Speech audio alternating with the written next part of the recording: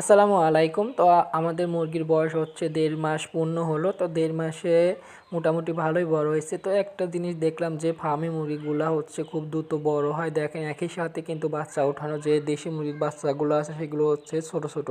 আর যে ফার্মি মুরগির বাচ্চা আছে দেখেন কত বড় হয়ে গেছে। যে লালটা দেখতে পাচ্ছেন ওইগুলো হচ্ছে মোরগ।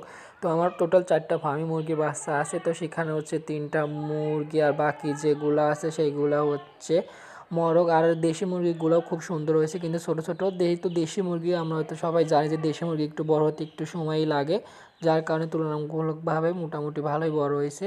তো আপনারা চাইলে কিন্তু ফার্মি মুরগি খামার দিতে পারেন। তো একটা জিনিস জানতে পারলাম যে ফার্মি মুরগি একটা না হচ্ছে 18 মাস হচ্ছে ডিম পাড়ে। তো যার কারণে ভাবলাম যে আসলে ফার্মি মুরগি পালন তাহলে হচ্ছে লাভজনকই। তো যেহেতু একটু খাদ্যের দাম হয়তো এখন আপনি ডিম বেচে যেহেতু এখন গরমের সময় সেরকম কিন্তু লাভ পাবেন না। আপনি চিন্তা করলে যে মেশিন দিয়ে যদি বাচ্চা ফোটান তাহলে হয়তো বেশি প্রফিট পাবেন, কারণ গরমের সময় একটু ডিমের দামটা তুলনামূলকভাবে একটু কমই যায় আমাদের এখানে। তো প্রথমে আপনাদের যে বিষয়টা খেয়াল রাখতে হবে যে আপনাদের ওখানে ডিমের চাহিদা কী রকম, এবং তারপরে আপনাকে হচ্ছে ভেবে সিদ্ধান্ত নিতে হবে যে কিসের খামার দিবেন। যদি আপনার দেখা যায় যদি আপনার ডিমের চাহিদা না থাকে তাহলে দিলে কিন্তু আপনি টোটালি হচ্ছে লস খাবেন। তো এই জন্য আগে দেখবেন যে ডিমের চাহিদা আছে কি না, তারপরে খামার দেওয়ার সিদ্ধান্ত নেবেন।